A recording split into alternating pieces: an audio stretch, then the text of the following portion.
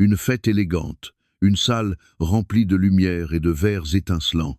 Et soudain, une poussée brutale de la maîtresse laisse une femme enceinte au sol, tandis que son propre mari lui tourne le dos et s'en va, la main dans une autre. Ce qui semblait être une nuit de célébration devient le début d'une chute impardonnable, car ce que personne ne sait, c'est qu'elle reviendra avec des preuves, des alliés et une force qu'ils ne pourront plus arrêter. Ce qui arrive, c'est une lutte pour la vérité, la trahison révélée et la justice la plus froide.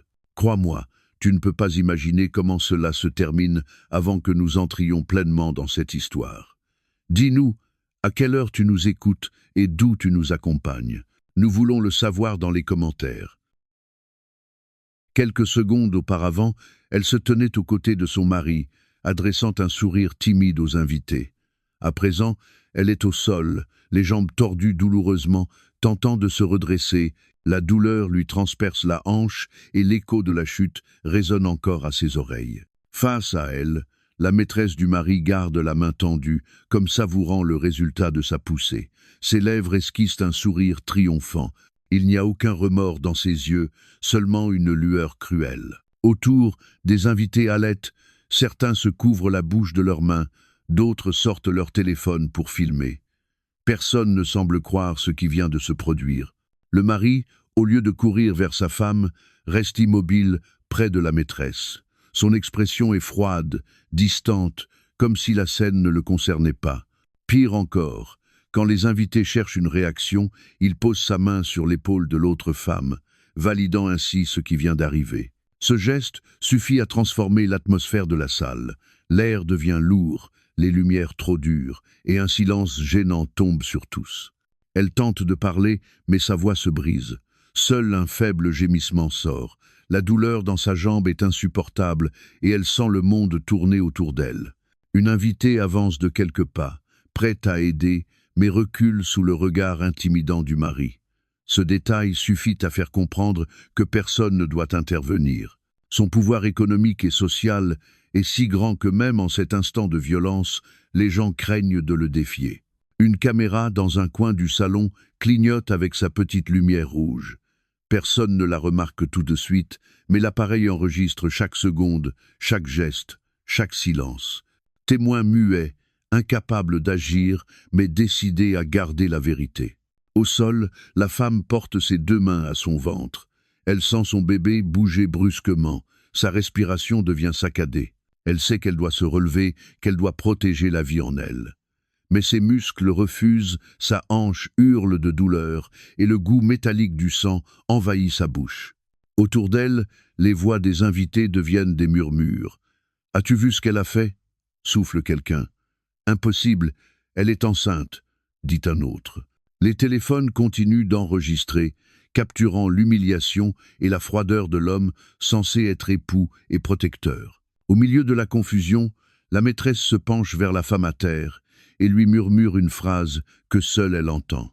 Ses lèvres forment des mots brefs, empoisonnés, « tu n'es plus rien ». L'épouse ferme les yeux avec force, comme pour effacer ce son de sa mémoire, mais il reste gravé sur sa peau comme une blessure de plus. Le mari, satisfait du spectacle, prend la main de sa maîtresse et la conduit vers la sortie. Les flashs d'appareils photo crépitent derrière eux, immortalisant non seulement l'agression, mais aussi le mépris. Personne ne peut empêcher l'inévitable. Tandis que la femme enceinte s'accroche au dernier fil de conscience, la caméra dans le coin continue d'enregistrer sans ciller, comme si elle savait que la nuit ne s'arrêterait pas là. Car ce qui semblait une fin n'était en réalité qu'un commencement. L'aube pénètre par les grandes fenêtres de la maison, peignant les murs de tons dorés. Le parfum du café fraîchement préparé emplit l'air. Elle, les mains encore tremblantes des nausées de grossesse, sourit en voyant son mari assis à la table du petit déjeuner, lisant le journal comme si rien ne pouvait troubler la tranquillité de ce foyer. C'était une scène que l'on aurait décrite comme parfaite. Pendant longtemps, la femme a cru vivre un rêve. Elle avait un mariage solide, une maison spacieuse décorée avec soin, un mari admiré pour son succès et désormais un enfant en route. Dans chaque recoin de la maison se trouvaient des symboles de promesses partagées. Le berceau blanc dans la chambre encore vide, les photos de voyages souriants, les cadeaux envoyés par proches et amis en apprenant la grossesse. Le mari caressait souvent son ventre avec une tendresse calculée. Il prononçait des mots doux qui semblaient sincères. « Fais-moi confiance, nous aurons une famille parfaite. » Elle fermait les yeux et le croyait. Elle avait abandonné des projets personnels, repoussé des rêves professionnels, rompu avec des amitiés que lui jugeaient distrayantes. Elle faisait tout cela persuadée que chaque renoncement était un investissement pour l'amour et la stabilité du foyer. Dans les premières semaines de grossesse, il organisait des dîners élégants pour fêter l'événement. Il invitait des associés, des politiciens locaux, des personnalités influentes. Elle apparaissait vêtue des plus belles tenues qu'il choisissait pour elle. Elle marchait à son bras, saluait avec des sourires mesurés, recevait des compliments sur sa beauté et sur la chance d'avoir un mari si prospère. Elle acceptait chaque éloge avec modestie, convaincue de vivre une histoire éternelle. Les nuits étaient pleines de projets. Il parlait du prénom de l'enfant, de la décoration de la chambre, d'écoles privées et de voyages en famille. Il construisait des châteaux de mots. Notre enfant grandira entouré de tout ce qu'il y a de mieux. Il ne manquera de rien. Elle le regardait avec dévotion, comme si ses phrases confirmaient qu'elle avait choisi le bon homme. Pourtant, sous ces couches de bonheur, il y avait des détails troublants. Quand elle proposait un autre prénom, il la corrigeait aussitôt. Quand elle voulait donner son avis sur les comptes, il changeait de sujet avec autorité. Parfois, lorsqu'elle voulait sortir avec des amis, il lui rappelait qu'elle devait se reposer. Ce n'étaient pas des disputes franches, mais des phrases subtiles qui marquaient les limites du permis. Malgré ces signes, elle se persuadait que tout était par amour. Elle pensait qu'il était normal qu'un mari protège sa femme enceinte. Elle se répétait que le sacrifice personnel faisait partie du mariage. Chaque fois qu'elle doutait, il l'enveloppait d'un bras et disait d'une voix douce « Tout ce que je fais, c'est pour toi et pour notre enfant. » Et elle croyait à nouveau. Elle se souvenait particulièrement d'un après-midi lumineux où ils avaient choisi ensemble le tissu des rideaux pour la chambre du bébé. Il souriait, la prenait par la taille et l'embrassait dans le cou. À cet instant, il n'y avait pas d'ombre, seulement un avenir radieux. Elle pensait qu'aucune douleur ne pourrait l'atteindre tant qu'il serait à ses côtés. Ce passé regorgeait d'images qui semblaient indestructibles. Les photos encadrées montraient des voyages à la plage, des dîners dans des restaurants de luxe, des éclats de rire partagés. Tout témoignait d'une vie de réussite et de stabilité. Mais ces images deviendraient des souvenirs amers, car la perfection qu'elles montraient cachait des fissures profondes. À cette époque pourtant, elle ne voyait rien. Elle marchait confiante, la main sur son ventre, persuadée de bâtir une famille solide. L'écho de ses pas dans la maison était un chant d'espérance. Elle n'imaginait pas que cette même maison, avec ses murs ornés et ses fenêtres lumineuses, serait témoin de la trahison la plus douloureuse. Le sourire de son mari était le voile qui recouvrait une vérité cruelle, un voile si épais qu'elle n'osait pas le lever, et dans ce passé éclatant, la seule chose qu'elle pouvait faire était croire. Croire aux mots, croire aux promesses, croire en un amour qui paraissait éternel, mais qui était déjà condamné à se briser. Le silence de la maison commença à peser plus que d'habitude. La femme, enceinte de 5 mois, sentait que quelque chose avait changé dans la routine de son mari. Avant, en rentrant du travail, il avait l'habitude de l'embrasser, de caresser son ventre et de lui demander comment elle se sentait. À présent, il entrait dans la maison le téléphone à la main, les yeux rivés sur l'écran, et répondait par des phrases courtes qui semblaient répétées. Une nuit, alors qu'elle rangeait des vêtements dans l'armoire, elle entendit sa voix depuis le bureau. La porte était entr'ouverte et il parlait d'un ton bas, presque un murmure. Elle pensa à s'éloigner, mais quelque chose dans le tremblement de sa voix la força à s'arrêter. Elle s'approcha lentement et distingua des phrases qui n'étaient pas destinées à un associé ni à un ami. C'étaient des phrases pleines de complicité. « Ne t'inquiète pas, tout se passera comme prévu. Quand elle disparaîtra, la maison et le comte seront à nous. » La femme sentit que l'air lui manquait.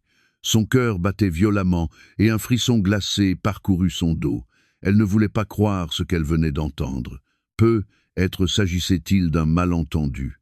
Peut-être parlait-il d'autre chose. Pourtant, la certitude s'installa comme une lame dans sa poitrine. Son mari préparait un avenir dans lequel elle n'existait pas. Les mains tremblantes, elle prit son téléphone et appuya sur le bouton d'enregistrement. Chaque mot fut capté. Chaque promesse faite à une autre femme. Chaque plan confirmant sa trahison. Bientôt tout sera à toi, elle ne pourra pas nous arrêter. La maîtresse répondit par un rire qui traversa la distance de l'appareil et s'imprima dans l'esprit de l'épouse. Cette nuit-là, elle ne dormit pas. Elle resta couchée à ses côtés, feignant de fermer les yeux, tandis que l'enregistrement tournait en boucle dans sa mémoire. Dans son ventre, le bébé bougeait avec agitation, comme s'il sentait lui aussi la tempête qui approchait.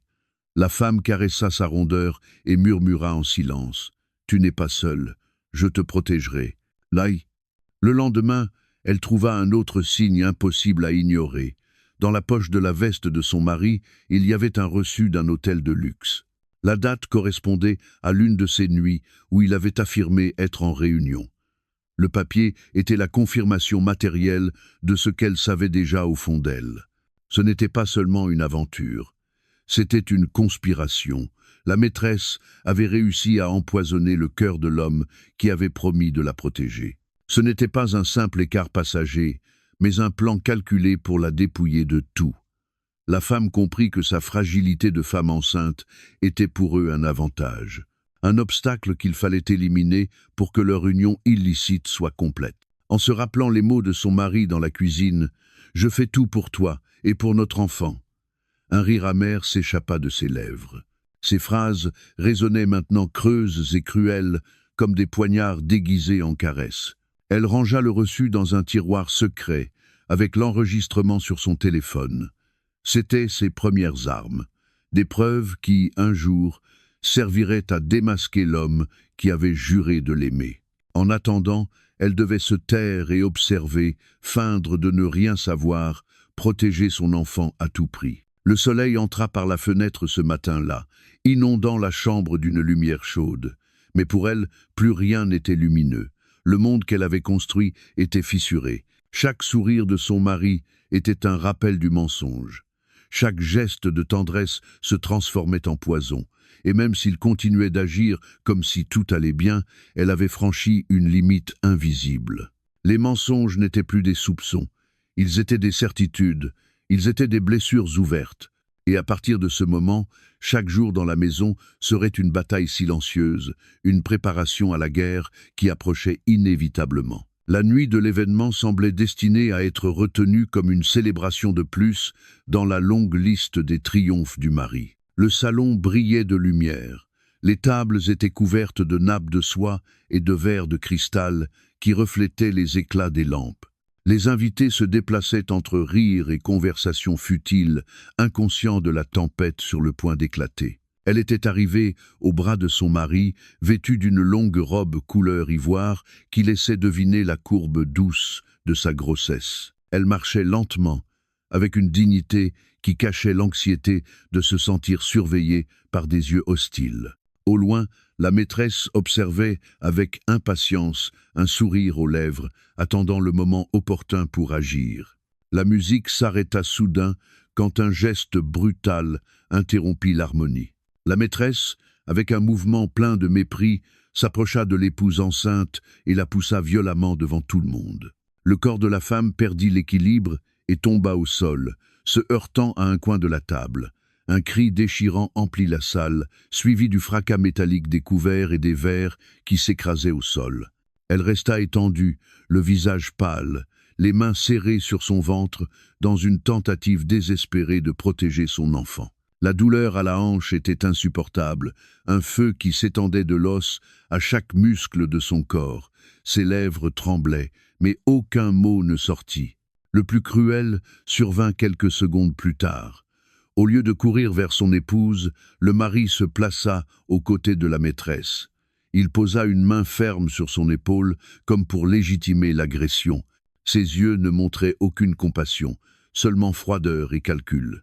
Certains invités haletaient d'incrédulité, d'autres sortaient leur téléphone pour filmer la scène. La violence n'était plus un secret, elle était exposée sous les projecteurs.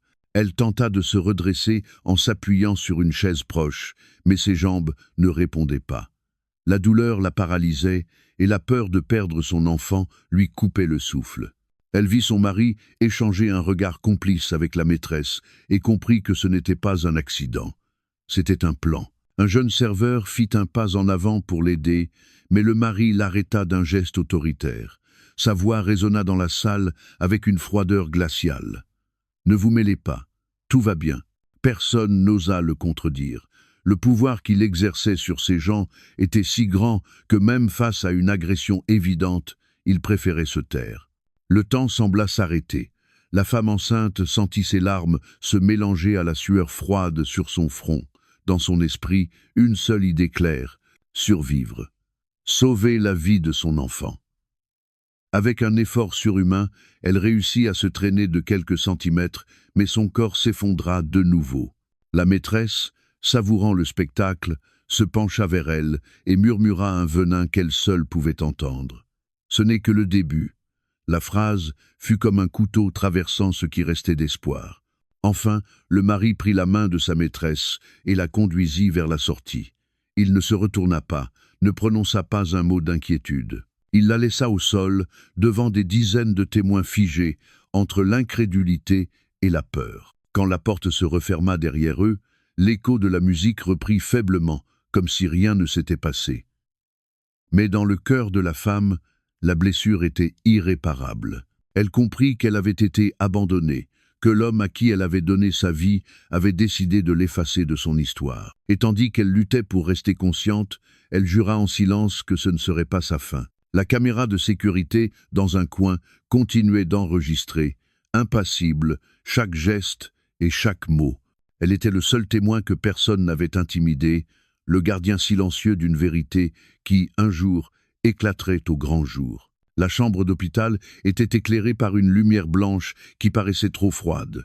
Le son constant des moniteurs marquait le rythme de la vie qui battait encore dans son ventre. Chaque bip confirmait que son enfant était toujours là, accroché avec force à l'existence.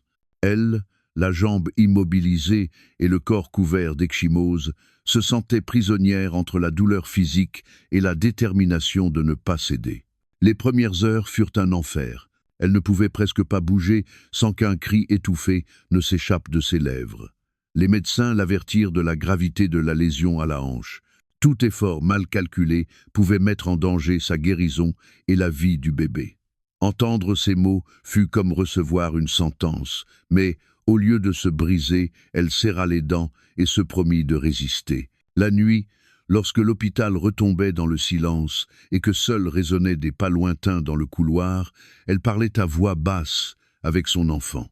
Elle caressait doucement son ventre, comme si elle pouvait lui transmettre de la force par les mots. « Nous nous faisons confiance, je ne laisserai pas qu'on nous arrache la vie. » Ses larmes tombaient sur le drap, mais sa voix restait ferme. La douleur était constante, mais elle l'affrontait avec courage. Elle apprit à respirer lentement chaque fois qu'elle tentait de s'asseoir. Elle apprit à ignorer les regards de pitié des infirmières et à se concentrer sur le simple fait d'aller de l'avant. Chaque mouvement de son enfant en elle lui rappelait la raison de son combat. L'un des jours les plus difficiles, elle essaya de se lever seule du lit. Son corps tremblait et la sueur baignait son front.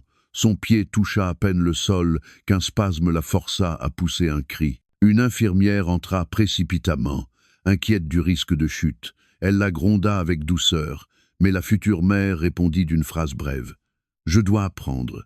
Je ne veux pas être prisonnière de cette douleur. » Le processus de rééducation commença rapidement. Des exercices simples, quelques pas avec des béquilles, des mouvements qui paraissaient impossibles au début. Chaque progrès était minime, mais elle le célébrait comme une victoire. Il ne s'agissait pas seulement de guérir son corps, mais de montrer à son enfant que la force peut naître au cœur même de la souffrance la plus intense. Elle se souvenait souvent de l'instant de la chute, la poussée, le froid du sol, l'indifférence de son mari. Ces images lui donnaient de la rage, mais elles alimentaient aussi sa détermination. Elles transformaient la rancœur en énergie, la douleur en moteur silencieux. Elle savait que la vie lui offrait une seconde chance et elle n'avait pas l'intention de la gaspiller. Une nuit de pluie, tandis que les gouttes frappaient avec insistance la vitre, elle sentit un mouvement fort dans son ventre. Elle posa les deux mains dessus et sourit en larmes. « Nous sommes là, nous sommes vivants. » Elle comprit alors que son combat n'était pas seulement physique, il était aussi spirituel. Elle devait prouver que ni la trahison ni la violence ne pouvaient détruire l'espérance. Les jours devinrent des semaines. Son corps commença à répondre lentement. Elle marchait avec des béquilles, à pas hésitants, mais elle avançait. Chaque mètre parcouru dans le couloir de l'hôpital était un triomphe. Les médecins observaient sa détermination avec surprise. Ils l'appelaient « la mère qui ne renonce jamais ». Elle-même était surprise par sa résistance. Elle avait découvert en elle une force qu'elle n'aurait jamais imaginé posséder. La douleur l'accompagnait à chaque respiration, mais elle n'était plus un ennemi. Elle était le rappel constant de ce qu'elle avait surmonté. Elle était la preuve qu'elle tenait encore debout, prête à continuer. En se regardant dans le miroir, avec le visage pâle et le corps marqué, elle ne voyait pas une victime. Elle voyait une femme en plein renouveau. Son enfant en était la raison, mais sa dignité aussi. Et tandis qu'elle se promettait que plus rien ni personne ne les mettrait en danger, une pensée s'inscrivit au fer dans son esprit. La vengeance viendrait en son temps, mais la priorité était de survivre. Les jours à l'hôpital s'écoulaient lentement. La femme avait l'impression que le temps s'était figé, coincé entre la douleur et l'incertitude. Pourtant, un matin, la porte de sa chambre s'ouvrit et un médecin entra avec un air serein. Sa blouse blanche tranchait avec l'obscurité de ses pensées. Il la regarda avec un mélange de professionnalisme et de compassion, et dans ce regard, elle perçut quelque chose de différent. Ce n'était pas seulement un médecin qui remplissait son devoir. C'était quelqu'un prêt à l'accompagner au-delà des protocoles. Le médecin, prénommé Julien, ne se contenta pas d'examiner ses radiographies ni de prescrire des antalgiques.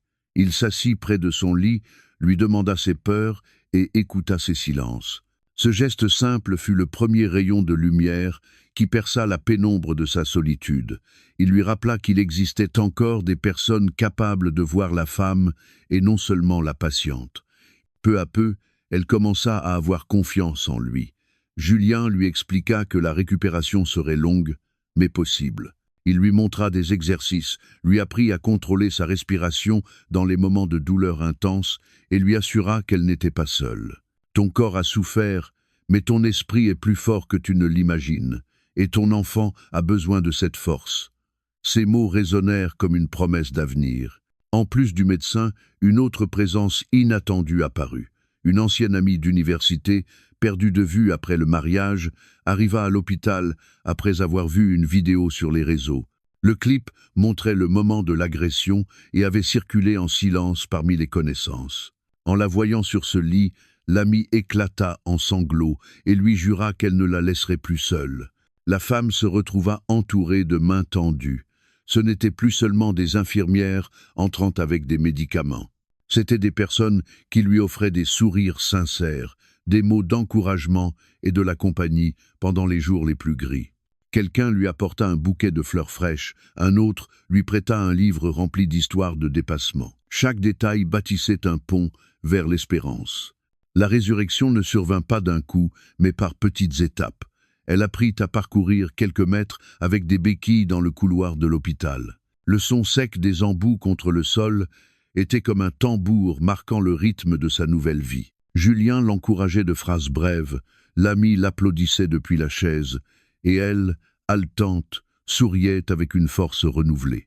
Un après-midi pluvieux, tandis que les patients dormaient, elle osa regarder par la fenêtre.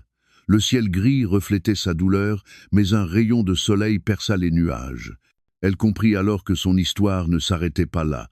Elle n'était pas la femme abandonnée, ni la victime impuissante. Elle était une mère, une survivante, et bientôt, elle serait bien davantage. La chaleur d'un thé entre ses mains, le feu d'une cheminée dans la salle de rééducation, les voix douces de ceux qui la soutenaient. Tout cela lui rendait une humanité que le mari et la maîtresse avaient tenté de lui arracher. Elle ne se voyait plus comme quelqu'un de brisé, mais comme quelqu'un en transformation. Chaque jour qui passait fortifiait sa foi en elle. Elle commença à écrire dans un carnet des phrases qui l'inspiraient, des projets gardés en secret, des souvenirs qu'elle voulait préserver pour son enfant. Le carnet devint le symbole de sa renaissance. À chaque page se trouvait une graine de ce qui viendrait. Le médecin lui rappela que la guérison n'était pas seulement physique. Elle devait aussi préparer son esprit et son cœur à ce qui l'attendait. Elle le comprit. Elle savait qu'elle avait beaucoup perdu, mais que la vie lui offrait une nouvelle chance, une chance de revenir plus forte, plus libre et plus consciente de sa propre puissance. Cette nuit-là, en fermant les yeux, elle serra son ventre avec tendresse. Le bébé bougea doucement, comme pour répondre à la promesse silencieuse de sa mère.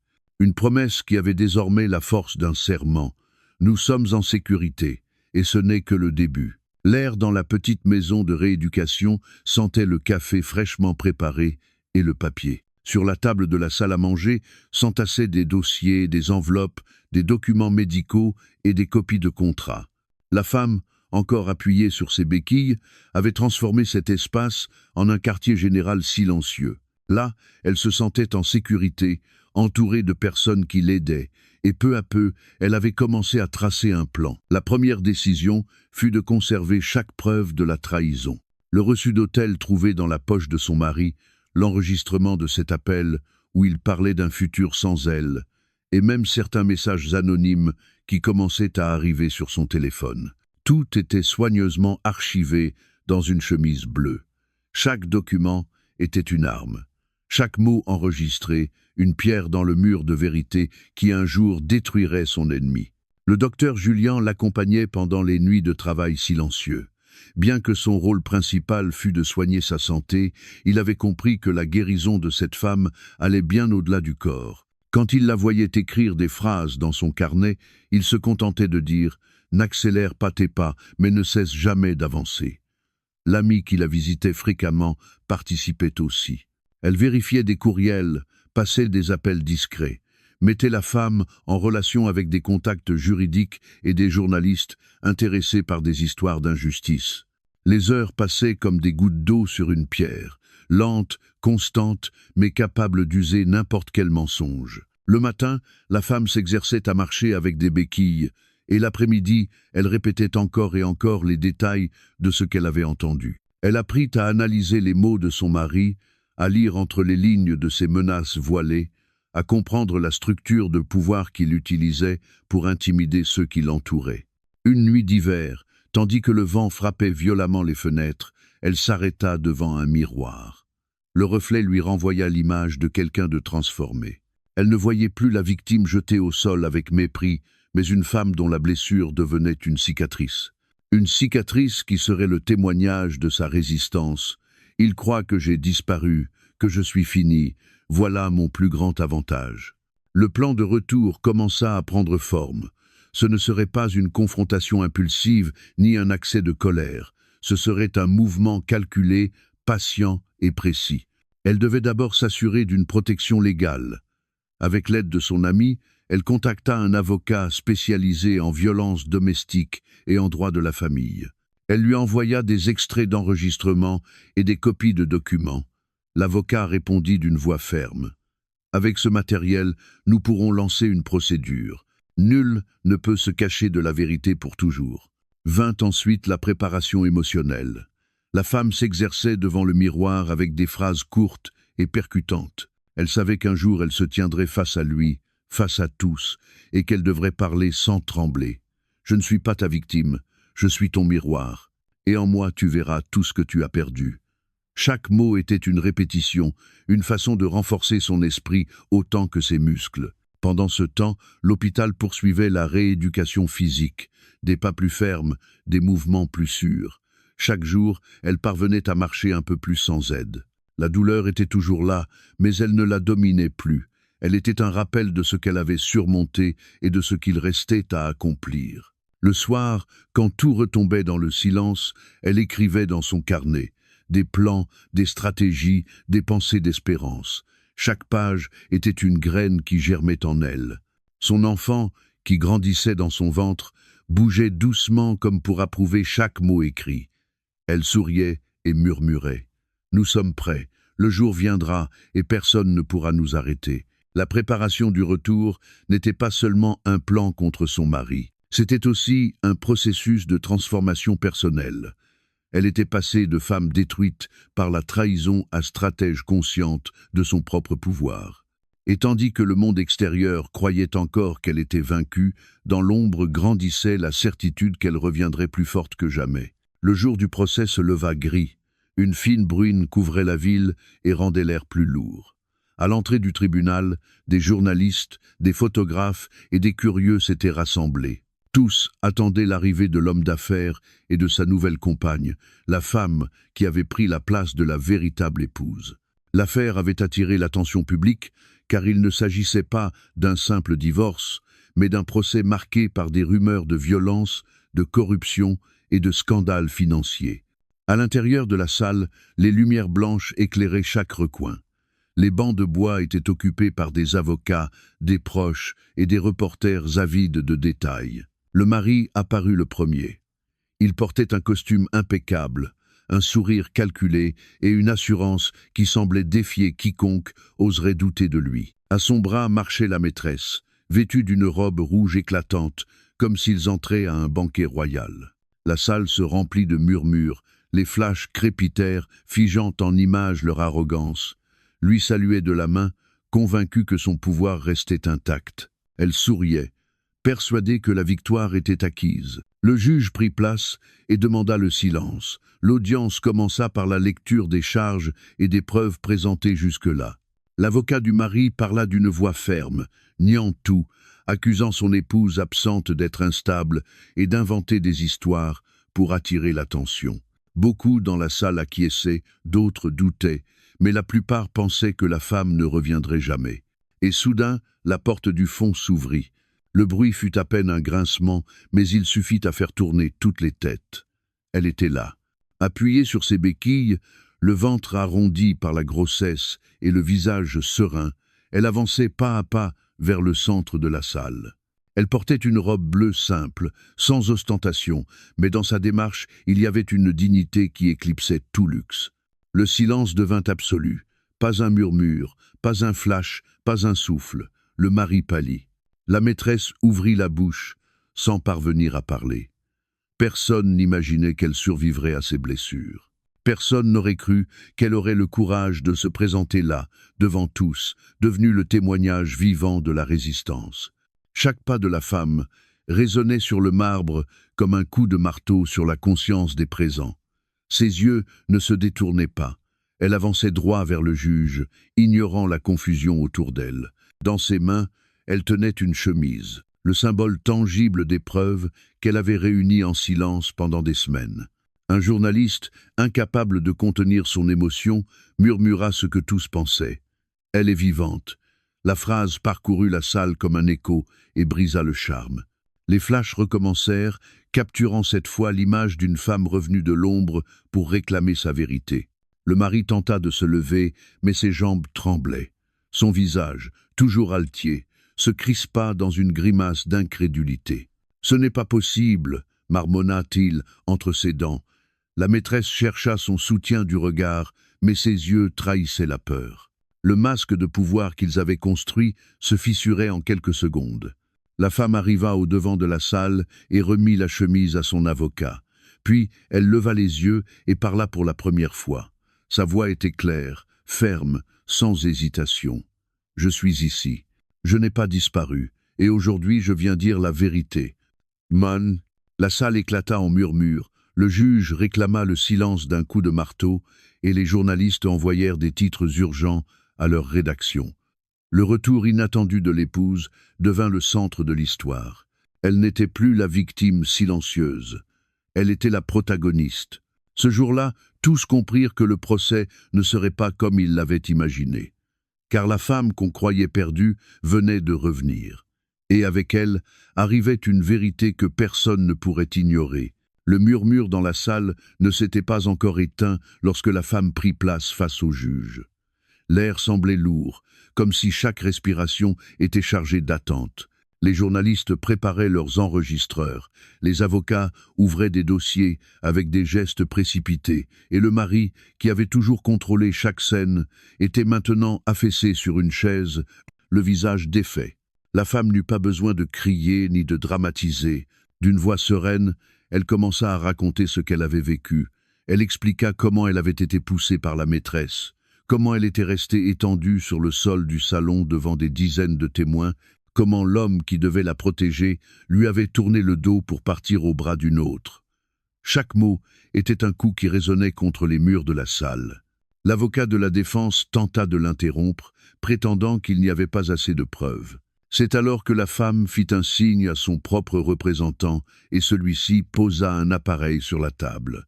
Un clic suffit pour que l'enregistrement résonne dans les haut-parleurs. La voix du mari emplit la salle. Quand elle disparaîtra, la maison et le comte seront à nous. Un rire féminin se mêlait à la phrase, cruelle et inconfondable. L'effet fut immédiat. Des murmures d'indignation s'élevèrent, suivis d'exclamations de surprise. Les journalistes écrivaient frénétiquement, les flashs ne cessaient de crépiter. Le juge demanda le silence, mais le mal était fait. Le masque du mari se fissurait devant tous. Ce ne fut pas la seule preuve. La femme présenta des reçus d'hôtel, des copies de virements bancaires irréguliers et des témoignages de personnes ayant assisté à son humiliation publique. Un serveur de l'événement se leva pour témoigner. « Je l'ai vu tomber, ce n'était pas un accident, c'était une poussée. » Ces mots vinrent s'ajouter comme des pierres au mur des preuves. Le mari transpirait, sa respiration était haletante. Il essayait d'interrompre, de nier, mais chaque tentative s'éteignait face à la force des faits. La maîtresse, qui gardait d'abord le menton haut, commença à s'enfoncer dans son siège. Ses mains tremblaient, ses lèvres balbutiaient des excuses que personne n'écoutait. Le juge frappa la table avec fermeté. Ce tribunal reconnaît qu'il existe des preuves claires de violence, de conspiration et de tentative de fraude. La salle s'emplit encore de murmures. L'avocat du mari baissa la tête, conscient que la bataille était perdue. L'inversion de pouvoir était évidente. La femme, arrivée appuyée sur des béquilles et avec le souvenir encore vif de la douleur, se tenait maintenant droite avec la dignité de celle qui parle au nom de la vérité. Tous les regards étaient tournés vers elle, non comme vers une victime, mais comme vers une survivante capable d'affronter ceux qui l'avaient détruite. Le mari, désespéré, frappa la table et cria « Tout cela est un mensonge, elle veut me détruire ». Mais sa voix n'avait plus de force. Le juge le coupa avec sévérité. « Taisez-vous, celui qui s'est détruit, c'est vous-même avec vos actes. » La maîtresse tenta de quitter la salle, mais 2 agents l'arrêtèrent, ayant déjà reçu l'ordre d'enquêter sur sa participation à l'agression. Le bruit des menottes se refermant sur ses poignets fut le symbole sonore d'un destin inévitable. La femme inspira profondément. Elle regarda son enfant encore dans son ventre, puis l'assistance. Elle ne sourit pas, elle ne célébra pas. Elle s'accorda seulement un instant de calme, consciente d'avoir franchi l'étape la plus importante. La vérité était sur la table, et avec elle, le pouvoir avait changé de main. Dans ce tribunal, personne ne la vit plus comme l'épouse abandonnée. Elle était désormais la femme qui avait eu le courage de revenir, de parler et de démolir par des preuves l'empire de mensonges qui avait voulu la réduire au silence. La salle resta silencieuse après le claquement des menottes sur les poignets de la maîtresse. Le juge leva les yeux, sérieux et solennel, et prononça la décision que beaucoup attendaient. Le monsieur est placé sous enquête pour violences domestiques, fraude et conspiration. La dame a droit à une protection immédiate et à la garde exclusive de son enfant. Ces mots furent comme le coup final porté à l'empire que le mari avait bâti sur les mensonges et les abus. Lui, qui avait toujours marché droit et sûr de lui, s'effondra sur sa chaise comme un homme vaincu. La sueur coulait sur son front, ses mains tremblaient et le murmure du public était une condamnation silencieuse qui s'abattait sur lui. La maîtresse pleurait, sans maquillage pour cacher sa peur. Le pouvoir leur échappait comme du sable entre les doigts. Pendant ce temps, la femme respirait profondément. Elle ne leva pas les bras en signe de victoire, ni ne chercha de vengeance dans ses mots. Son regard était fixé sur son enfant encore dans son ventre et sur la certitude que tout ce qu'elle avait fait, c'était pour lui, pour son avenir. Le juge demanda une suspension et les journalistes profitèrent pour envoyer leurs gros titres. L'homme d'affaires tombe face à des preuves irréfutables. L'épouse revient de l'ombre et détruit l'empire du mari. En sortant de la salle, la foule attendait. Les flashs illuminaient le couloir comme s'il s'agissait d'un tapis rouge, mais ce n'était pas un spectacle vain. C'était la reconnaissance publique d'une femme qui avait résisté à l'impossible. Certains applaudissaient, D'autres la regardaient avec respect, et les caméras captaient chaque geste de sa sérénité. Dans les jours qui suivirent, les conséquences furent immédiates. Les contrats de son mari furent annulés, les partenaires retirèrent leurs investissements et les actions de son entreprise chutèrent. La presse se remplit d'articles dénonçant non seulement l'agression, mais aussi les années de manipulation et d'abus restés cachés. L'homme autrefois craint devint un symbole de honte. La femme, en revanche, commença à bâtir un nouveau chemin. Avec l'aide de Julien, le médecin qui l'avait accompagné dans ses heures les plus sombres, et de son ami fidèle, elle trouva un espace pour reconstruire sa vie. Elle décida d'investir une partie de ses ressources dans un projet social pour les femmes victimes de violences. Lors de l'inauguration, elle parla d'une voix ferme et claire. « Nous ne sommes pas des victimes éternelles, nous sommes des survivantes, et chaque cicatrice est un témoignage de force. » Son enfant naquit quelques semaines plus tard, sain et fort. Le premier cri du bébé emplit la chambre d'hôpital et se mêla à des larmes de soulagement et de joie. En le tenant dans ses bras, la femme comprit que toute la douleur vécue avait eu un sens. Elle avait réussi à le protéger, elle avait défendu sa dignité et elle avait clos un cycle d'oppression. Un après-midi, déjà chez elle, elle ouvrit le carnet où elle avait écrit ses plans et ses promesses durant les mois de rééducation. Elle le feuilleta calmement, lisant chaque phrase rédigée dans la solitude. Sur la dernière page, d'une écriture ferme, elle nota « Plus de silence. La vérité revient toujours. » Elle referma le carnet et le posa sur une étagère, à côté du berceau blanc tant attendu. Le soleil entrait par la fenêtre, illuminant le visage endormi de son enfant. Dans cette lumière, elle comprit qu'elle n'avait plus besoin d'autre victoire. La véritable conquête était la paix. Elle n'était plus la femme jetée au sol devant tous. Elle n'était plus l'épouse abandonnée. Elle était désormais mère, libre et maîtresse de sa propre histoire. Et tandis que le monde continuait de parler du scandale, elle choisit le silence serein de son foyer. Car la justice avait parlé, le pouvoir avait changé de main et la vie lui offrait un nouveau départ. Un départ où le mot peur n'aurait plus sa place et où chaque jour serait le rappel qu'elle avait survécu et qu'elle avait vaincu.